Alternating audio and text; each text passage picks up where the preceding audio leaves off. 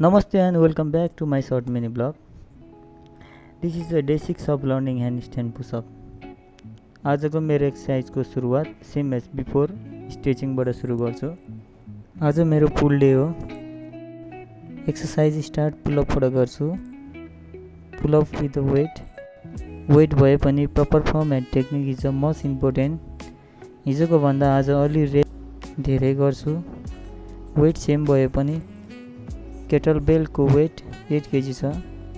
and after rest I move to another exercise, front lever tuck raise। यसमा मैले upper बडीलाई tight गरेर स्कापुलालाई engage गरेर कोरलाई इन्गेज गरेर मैले आफ्नो सेट कम्प्लिट गरेर त्यसमा मैले एक्स्ट्रा पनि थप्दियो 1 leg tuck raise and leg raise। After that म रुममा आएर म मेरो पार्लर डिप्समा फ्रन्ट लिभर तक होल्ड ट्राई गर्यो। यसको पनि मैले सेट कम्प्लिट गरेर मेरो सेड्युलमा 5 सेटको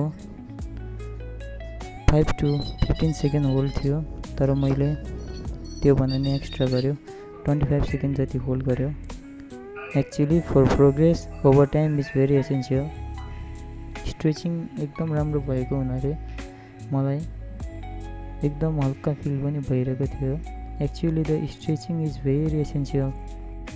Stretching improves the flexibility, reduces the muscle tightness, and helps your body move better, as well as it helps you prevent from injury also. During front lever tuck roll, बीच-बीचमा मैले 2 मिनटको rest time पनि लिइरहेको थियो।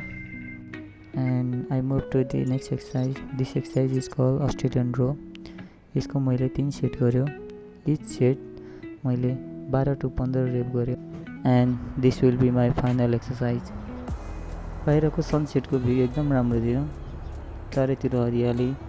It feel me like a Nepal and I miss my country two.